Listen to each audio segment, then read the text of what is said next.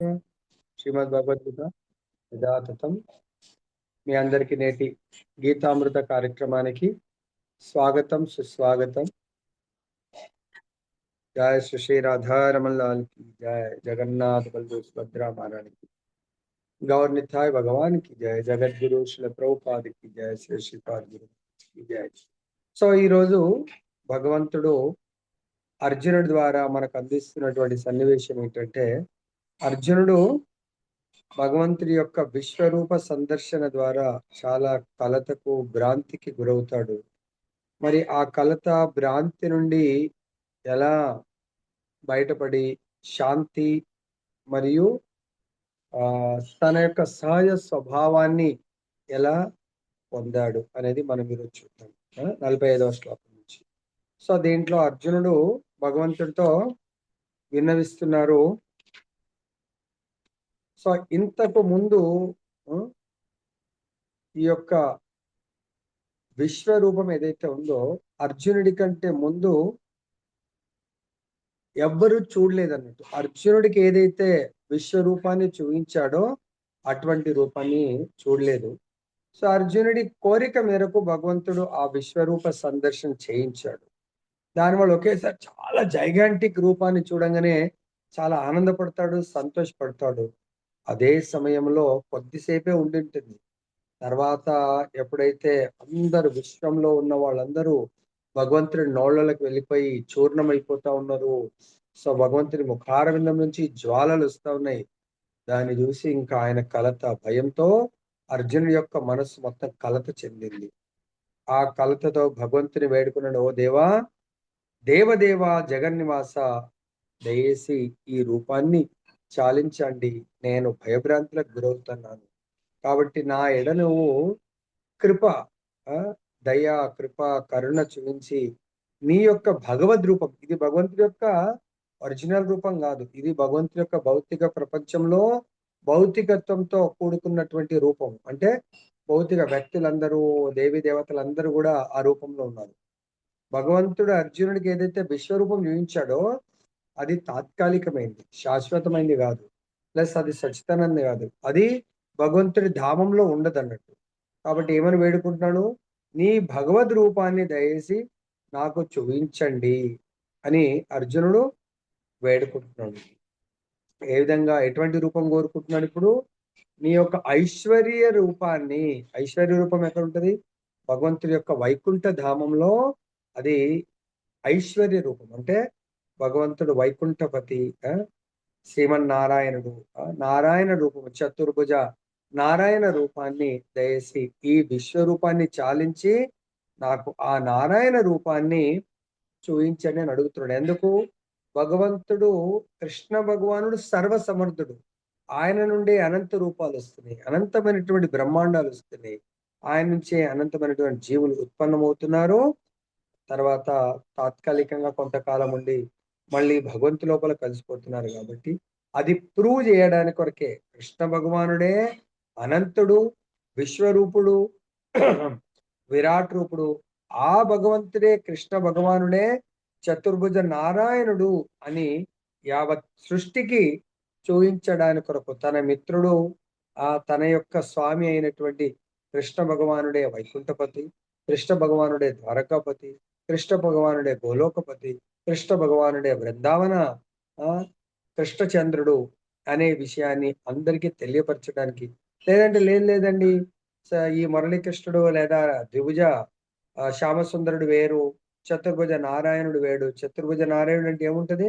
శంఖ, గద, పద్మము, చక్రము, ఇవి 4 హస్తాల్లో భగవంతుడు 4టిని ధరిస్తాడు. వేరు అని ఆ భిన్న అభిప్రాయాన్ని తొలగించడానికి కొరకే భగవంతుని వేడుకుంటాడు. విశ్వరూపం ఎవరైతే చూపించారో కృష్ణుడి నుంచి వచ్చింది, అదే కృష్ణుడి నుంచి చతుర్భుజ నారాయణుడు రూపం కూడా వచ్చింది. అది ఎలా ఉంటుంది అనేది నెక్స్ట్ శ్లోకంలో చెప్తాడు. ఓ విశ్వరూప, ఓ సహస్ర బాహు, సహస్ర బావులు కలిగినటువంటి ఓ కృష్ణ, నీవే విశ్వరూపము, నీవే సహస్ర బావులు కలిగి ఉన్నావు. సహస్ర బావులు, ఎన్నో సహస్ర తలలు కలిగినటువంటి కృష్ణ, నీ యొక్క అన్ని తలల పైన కిరీటాలతో శోభిల్లుతున్నావు. కాబట్టి ఇప్పుడు నాకు కావాల్సింది ఆ చతుర్భుజాలు అంటే 4 చేతుల్లో గదా, చక్రము, శంఖము, పద్మములు కలిగినటువంటి నీ చతుర్భుజ రూపాన్ని నేను చూడగోరుతున్నాను.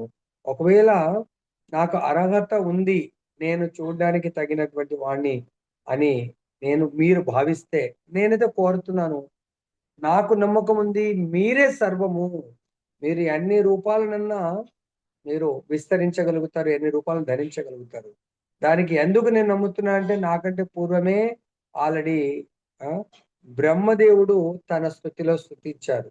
మీ చిన్నతనంలోనే మీరు నందిగామ గోకుల బ్రజమండలంలో ఉన్నప్పుడే బ్రహ్మ మిమ్మల్ని స్తుతించాడు. ఏమని? రామాదిమూర్తిషు కళా నియమేన తిష్టన్. నానావతార అంటే భగవంతుడు రామాది మూర్తిష్ అంటే రాముడు మరియు ఆది అవతారాలన్నీ కూడా మీరే మీ నుంచే వచ్చాయి. వందల వేల అవతారాలు రూపాలు మీ నుంచి నిత్యం వస్తా ఉంటాయి. దాంట్లో ముఖ్యమైనవి రాముడు, నృసింహుడు, నారాయణుడు. సో ఇవి ప్రధానమైనవి. ఇవే కాకుండా ఇంకా పరశురాముడు, వామనుడు ఈ విధంగా ఇంకెన్నో రూపాలను మీరు ధరిస్తా ఉంటారు. అంతేకాకుండా తాత్కాలికమైనటువంటి ఇందాక నేను చూసిన ఈ విశ్వ రూపాన్ని గూడా మీరే ధరించి ఉన్నారు. కాబట్టి ఇప్పుడు నాకు నా పైన దయ తెలిసి నారాయణ రూపాన్ని దర్శనమివ్వండి. మీరే ఆది పురుషుడు. భాగవతం 1.3.28లో గూడా సో వేదవ్యాసుల వారు చెప్పడం జరిగింది. ఏమని? ఏతే చాంశ కళాపుంష కృష్ణస్తు భగవాన్ స్వయం. సో మీరు నా ముందున్నటువంటి కృష్ణుడు మీరే స్వయం భగవంతుడు. మీ నుంచే ఈ అనంతమైనటువంటి రూపాలు అంటే దేశ కాల పరిస్థితుల్లో ధర్మాన్ని స్థాపించడానికి, భక్తులను ఉద్ధరించడానికి ఈ వివిధ రకాలైనటువంటి రూపాలను మీరు దర్శిస్తున్నారు. ఆ ఆ దర్శనం ఇస్తున్నారు. ఎప్పుడైతే ఈ రూపాల గురించి ఎవరైతే తెలుసుకుంటున్నారో, ఎవరైతే దర్శిస్తున్నారో, వాళ్ళు అదే జన్మలో ముక్తులవుతారని మీరే బోధించారు. ఏమన్నారు? జన్మ కర్మ చ మే దివ్యం ఏవం యో వేత్తి తత్వతః త్యక్త్వా దేహం పునర్జన్మ నైతి సో అర్జున. మీరు చెప్పారు నాకు 4.9లో నా యొక్క ఈ జన్మలు, కర్మల గురించి ఎవరైతే తెలుసుకుంటారో, ఎవరైతే అర్థం చేసుకుంటారో వాళ్ళు ముక్తులవుతారు. కాబట్టి దయచేసి నాకు మీరు అటువంటి చతుర్భుజ నారాయణ రూపాన్ని దర్శనం ఇవ్వండి అని ఎప్పుడైతే భగవంతుని వేడుకున్నాడో, భగవంతుడు సమాధానం చెప్తున్నాడు. ఓ అర్జున, అర్జునుడికి రిప్లై, ఈ భౌతిక జగత్తులో నా యొక్క ఈ విశ్వ రూపం ఏ విధంగా ప్రకటమైందంటే నా ప్రమేయం కాదు. నా యొక్క ఆంతరంగిక శక్తి అయినటువంటి యోగమాయ ద్వారా నీవు ఈ దృశ్యాన్ని చూడగలిగావు. ఎలాగైతే మన ఇంట్లో సపోజ్ పెద్ద టీవీ ఉందనుకోండి. ఆ టీవీకి మనం ఏం చేస్తామండి? బటన్ ఆన్ చేస్తాం. బటన్ ఆన్ చేయగానే ఇమ్మీడియేట్‌గా మనకు టీవీ ఛానెల్‌లు అవన్నీ వస్తాయా? రావు. ఏం కావాలి మళ్ళీ? సో, అది పవర్ సప్లై ఆన్ అవుతుంది. కానీ మళ్ళీ మనం టీవీలో ఉన్న ఛానెల్స్ అన్నీ రావాలంటే రిమోట్ తీసుకొని ఇలా ప్రెస్ చేస్తాం. ఆ రిమోట్ మాధ్యమం ద్వారా టీవీలో ఛానెల్ ఓపెన్ అవుతాయి. అప్పుడు ఛానెల్ సెలెక్ట్ చేస్తాం. అలాగే నా యొక్క రూపాలను దర్శించుకోవాలంటే అది కేవలం నా ఆంతరంగిక శక్తి ద్వారా ఆ! సో, నీకు అది చూయించడం జరిగింది. అది ఎటువంటిది? ఆ యొక్క రూపం అనంతమైంది. తేజోపూర్ణమైనది అయిన ఈ ఆది రూపము నీకు ముందు ఎవ్వరూ చూడలేదు అని భగవంతుడు అర్జునుడు ఆల్రెడీ నీ రూపం ఇలా ఉండే, అలా ఉండే అని చెప్తున్నాడు. భగవంతుడు ఏమన్నాడు? నీవు ఇందాక చూసినటువంటి రూపాన్ని నీకంటే ముందు ఎవ్వరూ చూడలేదు. మరి ఎవరు చూడగలుగుతారు ఆ రూపాన్ని? అర్జునుడి కంటే ముందు భక్తులు లేరంటే ఉన్నారు. కానీ అర్జునుడంత సఖ్య భక్తుడు, అంత గొప్ప భక్తుడు లేరు. ఉన్నా వాళ్ళు అర్జునుడి యొక్క సిట్యుయేషన్‌లో లేరు. కాబట్టి అర్జునుడు ఆ సిట్యుయేషన్‌లో ఉండి భగవంతుడిని భగవంతుడి కంటే భగవంతుడు అర్జునుడి కంటే ముందు మానవ మాత్రులకు బోధించలేదు. ఎవరికి బోధించారు? దేవుడికి బోధించాడు. సో, కానీ అర్జునుడికి ఇక్కడ ఫిజికల్‌గా బోధించేసరికే అంటే భగవంతుడు ఎవరు? ఏంటి? ఆయన విభూతులని బోధించాడు. మరి అర్జునుడు ఏమన్నాడు? ఇవన్నీ నేనైతే నువ్వు చెప్పింది వింటున్నాను, అర్థం చేసుకున్నాను. కానీ ఈ విషయాన్ని నా తర్వాత కాలంలో వేరే వాళ్ళకి చెప్తే వాళ్ళు అర్థం చేసుకోవాలి గదా ప్రభు! మిమ్మల్ని దేవదేవుడుగా, మిమ్మల్ని విశ్వరూపుడుగా, అనంతుడుగా అర్థము చేసుకోవాలంటే దయచేసి నాకు చూయించండి. ఎందుకంటే కొంతమంది 4 రకాల వ్యక్తులుంటారు. ఒకళ్ళేమో దానికి మనకు ఉపదేశామృతంలో ఒక దొంగది ఎగ్జాంపుల్ చెప్తారు. ఒక దొంగ ఏం చేస్తాడంటే, పలానా నేరం గురించి విని, అరే అది చేస్తే పలానా శిక్ష పడుతుందంట అని అటువంటి నేరం ఇంకా మళ్ళీ చేయడు. ఆయన టాప్ ఇంటెలిజెంట్. ఇంకొకతను వింటాడు, చూస్తే గాని నమ్మడు. సో, చూస్తాడు. ఓహ్! ఇలాంటి నేరం చేసిన వాళ్ళకు ఎలాంటి శిక్షను అనుభవిస్తున్నారు. అది చూసి అమ్మో! మనం ఇంక చెయ్యొద్దు అని అనుకుంటాడు.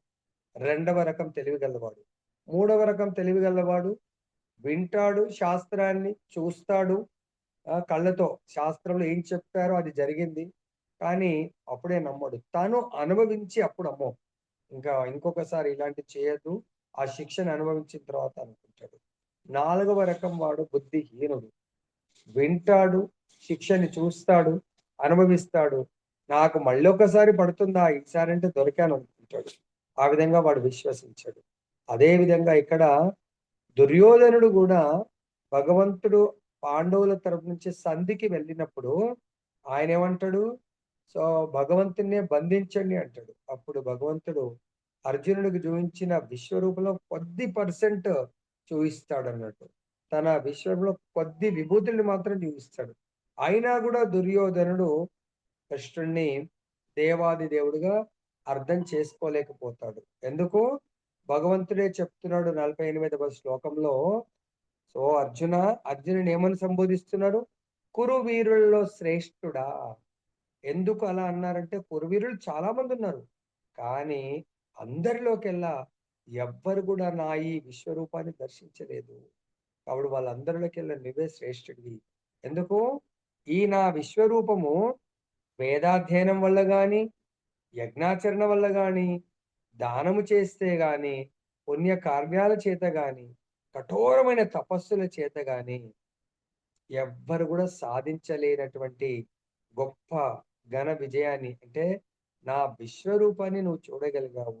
ఈ భౌతిక జగత్తులో ఈ రూపము కేవలము భక్తులు మాత్రమే చేసుకున్నారు దర్శనం గాని ఇంకెవరు చేసుకోలేరు. నీ వల్ల అంటే అర్జునుడు ఎందుకు దర్శనం చేసుకోగలిగాడు ఆ విశ్వరూపాన్ని అంటే, అర్జునుడు ఒక దేవతామూర్తి లాంటి వాడు. అంటే దైవత్వాన్ని సాధించినటువంటి వాడు. దైవత్వం అంటే దివ్య స్థితిని పొందినటువంటి వాడు. భగవంతుడు అర్జునుడికి ఆయన యొక్క దైవీ గుణాల వల్ల, భగవంతుడి యొక్క శుద్ధ భక్తుడు కావడం వల్ల ఆయనేమి వేదాధ్యయనాలు చేయలే, యజ్ఞాచరణ ఏమి చేయలేదు. తపస్సులు చేయలేదు. కేవలం ఆయన క్వాలిఫికేషను భగవంతుడి యొక్క భక్తుడు. విష్ణు భక్త స్మృతో దైవః. సో, దైవత్వం ఎవరికుంటది? విష్ణు భక్తులైన వారిని మాత్రమే దేవతలని వేద సారస్వతంలో చెప్పబడింది. కేవలం విష్ణు భక్తులు మాత్రమే భగవంతుడి యొక్క దర్శనాన్ని చేసుకోగలరు. కానీ ఎవరైతే నాస్తికులు ఉంటారో, ఎవరైతే విష్ణువుని విశ్వసించలేరో, విష్ణువు యొక్క అంటే భగవంతుడి యొక్క భక్తిని చేయలేరో, వాళ్ళు నా దివ్య దృష్టి పొందలేరు. దివ్య దృష్టి పొందలేరు కాబట్టి భగవంతుడి యొక్క దర్శనాన్ని చేయలేరు వాళ్ళు. కేవలము భగవద్ దర్శనం చెయ్యాలంటే భగవంతుడి భక్తులై ఉండాల. సో, ఇక్కడ ఏమంటున్నారు? అర్జునుడే గాకుండా అర్జునుడితో పాటు వివిధ లోకాల్లో ఉన్న వేరే భక్తులు కూడా ఈ దర్శనాన్ని చేసుకోగలిగారు. కాబట్టి ఇక్కడ అర్జునుడు ఏమంటున్నాడు? ప్రభు నాకు మీ యొక్క చతుర్భుజ రూపాన్ని చూయించండి అంటే భగవంతుడు చూయించడానికి రెడీగా ఉన్నాడు. కానీ భగవంతుడి యొక్క దివ్యమంగళ దర్శనాన్ని చూడాలంటే కండిషన్ విశుద్ధ భక్తుడు. భగవంతుడికి భక్తుడు కాకుండా ఎవ్వరు గూడా దర్శనాన్ని చేసుకోలేరు. కేవలం భగవద్భక్తులు. అది ఏ విధంగా? ప్రత్యక్ష భగవంతుడి యొక్క సేవ. ఎవరి ఆధ్వర్యంలో? భగవంతుడి యొక్క శుద్ధ భక్తుల ఆధ్వర్యంలో భక్తియుక్త సేవ చేసిన వాళ్ళకు మాత్రమే దర్శనం దొరుకుతుంది గానీ వేరే వాళ్ళకి దొరకదు. ఇక్కడ ఇంకా భాష్యంలో చెప్తున్నారు. వేదాధ్యయన యై అంటే కొన్ని ముఖ్యమైన పదాలు ఇక్కడ ఉపయోగించారేంటి? వేద సాహిత్య అధ్యయనమును, యజ్ఞాచరణకు సంబంధించిన విషయంను సూచిస్తున్నాయి. వేద అనే పదము 4 వేదాలు. ఋగ్వేదము, యజుర్వేదము, సామవేదము, అథర్వణ వేదం. తర్వాత 18 పురాణాలు, ఉపనిషత్తులు, వేదాంత సూత్రాలు ఇవన్నీ గూడా వైదిక సాహిత్యాన్ని సూచిస్తాయి. వాటిని స్వాధ్యయనం చేసినంత మాత్రమున భగవంతుడి యొక్క దివ్యమంగళ దర్శనాన్ని చేయలేము. యోగ్యులైన వారికి అంటే భగవంతుని దివ్యమైన ప్రేమయుత సేవలో ఎవరైతే నెలకొంటారో అటువంటి బ్రాహ్మణులకు, ఆ, వైష్ణవులకు, ఈవెన్ భక్తులు ఎవరైతే భగవత్ సేవలో నెలకొంటారో వాళ్ళకిస్తారు. కానీ కొంతమంది బ్రాహ్మణులకు, వైష్ణవులకు దానం చేయడాన్ని, ఆ, దాన్ని దానే అంటున్నారు. తర్వాత వైదిక సాంప్రదాయంలో వేదాలను అనుసరించే కొంతమంది అగ్నిహోత్ర ఈ యొక్క యజ్ఞాలు చేస్తా ఉంటారు. దానివల్ల గాని కొందరు కఠినమైనటువంటి శారీరక తపస్సు చేస్తారు. దీనివల్ల కూడా భగవంతుని యొక్క విశ్వరూప దర్శనాన్ని చేయలేరు. అటువంటప్పుడు భగవంతుడి యొక్క చతుర్భుజ నారాయణ రూపాన్ని దర్శించడం అనేది చాలా కష్టము. అది కేవలము భగవంతుడి యొక్క కృపా దృష్టి వల్ల మాత్రమే భగవద్ దర్శనం చేయగలుగుతాడు. సో కృపా దృష్టి కావాలంటే భగవంతుడి యొక్క శుద్ధ భక్తుల చరణాశ్రయాన్ని పొందినవాడు మాత్రమే భగవంతుడి దర్శనాన్ని పొందగలుగుతాడు. లైక్ ఎగ్జాంపుల్ ఇంతకుముందు కూడా చెప్పాను. ఒక రాజుగారు చాలా కఠోర పరిశ్రమ చేసి భగవంతుని యొక్క దివ్యమంగళ దర్శనం చేసుకున్నప్పుడు ఆ భగవంతుడు అడుగుతాడు, రాజా నీకేం కోరిక ఉంది కోరుకో అంటే, నాకు మీ దర్శనం తర్వాత ఇంకేమీ కోరికలు లేవు ప్రభు. నా మీరు అడుగుతున్నారు కాబట్టి ఒక కోరిక ఏంటంటే, నా ప్రజలందరికీ కూడా మీ యొక్క దివ్యమంగళ దర్శనాన్ని చూయించండి అని వేడుకుంటాడు. అప్పుడు భగవంతుడు అంటాడు, వాళ్ళు నా దర్శనాన్ని చేసుకోలేరు ప్రభు. మీ యొక్క అంటే మీ యొక్క కృప ఉంటే ఎందుకు చేసుకోలేరు, ఇవ్వండి అంటాడు. భగవంతుడు అంటాడు, లేదు దానికి కూడా కొన్ని అర్హతలు ఉంటాయి. నా దర్శనం చేసుకోవాలని నీకెలా కుతూహలం ఉందో వాళ్ళకు ఉండాలా. లేదు ప్రభు మీరు ఇవ్వండి అంటే అప్పుడు భగవంతుడు ఓకే నేను ఇక్కడే దర్శనం ఇస్తాను, మీరు రండి అంటాడు. సో ఎప్పుడు ఒకరోజు గ్యాప్ ఇచ్చి నెక్స్ట్ డే రేపు అందరికీ అనౌన్స్మెంట్ చేసి తీసుకొస్తానంటాడు. సో రాజుగారు వెళ్ళి మొత్తం రాజ్యంలో ఉన్న వాళ్ళందరికీ అనౌన్స్మెంట్ చేసి ఫలానా ప్లేస్ లో అందరు గ్యాదర్ అవ్వాలా, అందరం కలిసి భగవంతుని సంకీర్తన చేస్తూ భగవద్ దర్శనానికి వెళ్దాం అంటాడు. సో ఇంక్లూడింగ్ వాళ్ళ ఫ్యామిలీతో సహా. ఇంకా వాళ్ళు అనుకుంటారు ఇదేంట రాజుగారు కొత్తగా చెప్తున్నారు, భగవంతుడి దర్శనం ఉంది అని. కొండ మీద ఏం టెంపులే లేదు, భగవద్ దర్శనం అంటే వాళ్ళు నమ్మలేకపోతున్నారు. అంటే భగవంతుడి పట్ల విశ్వాసం లేని వాళ్ళు దర్శనం చేసుకోలేరు. ఓకే ఇక రాజుగారు కదా అని చెప్పి రాజుతో పాటు అందరు వస్తూ ఉంటారు. ఆ కొండ ఎక్కే అప్పుడే అందరికి ఇంకా కొండ స్టార్టింగ్ కొద్ది ఎక్కారో లేదో అక్కడ అందరికి వెండి నాణాల రాసులు కనబడతాయి. అరే రాజుగారు చెప్పింది నిజమే, కరెక్టే కదా. సో వెండి రాసులు కనబడి అదే భగవద్ దర్శనం అని సగం మంది ఆ వెండి రాసులని తలా ఎవరికి ఎలా తోస్తే అలా నింపుకొని వెళ్ళిపోతారు. రాజుగారు అంటారు, అరే ఇది కాదు భగవద్ దర్శనం, కొండ పైన ఉందంటే, లేదు లేదు రాజా కొండ పైన టెంపులే లేదు, ఇదే చమత్కారం. అసలు వెండి నాణాలు రావడం అంటేనే భగవద్ దర్శనం. సగం మంది వెళ్ళిపోతారు. ఇంకా కొండ సగం ఎక్కిన తర్వాత అక్కడ బంగారు రాసులు కనబడతాయి. అప్పుడు మిగతా సగం మంది రాజా రాజా సో మీకు చాలా కృతజ్ఞము, భగవంతుడి యొక్క దర్శనం దొరుకుతుంది. ఏంటి భగవంతుడి దర్శనం? బంగారు నాణాలు కాదయ్యా, పైన భగవంతుడు ఉన్నాడు. లేదు లేదు రాజా, భగవంతుడు బంగార రాసుల రూపంలో దర్శనం ఇస్తున్నాడు, నడవండి తీసుకొని వెళ్దాము. వాళ్ళు వెళ్ళిపోతారు. ఇంకా కొండ అబౌట్ టు రీచ్ పైన ఉన్నప్పుడు ఒక ప్లేస్ లో వజ్ర వైడూర్యాలు కనబడతాయి. ఈ బంగారు రాసులతో కేవలం ఒక్క భార్య మాత్రం మిగిలింది, ఆయన మిగిలారు. ఆ వజ్ర వైడూర్యాలను చూసి భార్య అంటుంది, రాజా మనకు నిజమైన దర్శనం ఇస్తున్నాడు చూడండి వజ్ర వైడూర్యాల రూపంలో, అవన్నింటినీ తీసుకొని వెళ్ళిపోదామంటే కాదు కాదు పైన భగవంతుడున్నాడు, ఆయన నిజమైనటువంటి వజ్రం, ఆయన దర్శనం చేసుకున్నామంటే లేదు రాజా మీకు అర్థం అవ్వట్లేదు, భగవంతుని అర్థం చేసుకోండి వజ్ర వైడూర్యాల రూపంలో అని. తను కూడా వెళ్ళిపోతుంది. అంటే చూడండి లాస్ట్ నిరాశ నిస్పృహలతో భగవంతుడి దగ్గరకు వస్తే భగవంతుడు అలానే ఉన్నాడు దర్శనం ఇవ్వడానికి. అప్పుడు రాజుగారి నోట మాట రాలేదు. సో భగవంతుడు చెప్తాడు దానికి క్వాలిఫికేషన్ ఏంటి, భగవంతుడి యొక్క భక్తియుక్త సేవ చెయ్యండి ఎవ్వరు భగవద్ దర్శనాన్ని చేసుకోలేరు. అర్థమైందా? భక్తుడు భక్తి భావంతో భగవంతుడు ఇక్కడ ఎంత చక్కగా చెప్తున్నంటే, నా ఈ ఘోరమైన రూపమును చూసి నీవు కలత చెందావు, భ్రాంతికి లోనయ్యావు కదా. సో నీవు కోరుకున్న విధంగా నీ భ్రాంతిని కలతను నేను ఇప్పుడు తొలగిస్తున్నాను. నువ్వు ఏ రూపాన్ని కోరుకున్నావు? నా యొక్క చతుర్భుజ నారాయణ రూపాన్ని కోరుకున్నావు కదా! సో, ఈ రూపాన్ని ఇప్పుడు నీకంటే ముందు ఎవరు చూడలేదు కాబట్టి ఈ రూపాన్ని దర్శించుకో. ఇంకా నీ యొక్క భ్రాంతి, కలతలకు చింతేంటి? నీ పూజనీయులైనటువంటి పితామహుడు భీష్ముడు, గురువు అయినటువంటి ద్రోణుడిని వధించడానికి నీవు చాలా చింతిస్తా ఉన్నావు గదా! దాని గురించి నువ్వు భయపడవలసిన అవసరం లేదు. సో, ఎందుకు అంటే, వాళ్ళు ఎప్పుడైతే ద్రౌపదిని వివస్త్ర చేస్తున్నప్పుడు దుశ్శాసనుడు, వాళ్ళు ధర్మాత్ములు అయ్యుంటే, అప్పుడే వాళ్ళు అక్కడ కౌరవులకు వ్యతిరేకంగా వాళ్ళు మాట్లాడవలసింది. అక్కడ అటువంటి దుష్ట చర్యను ఆపవలసింది.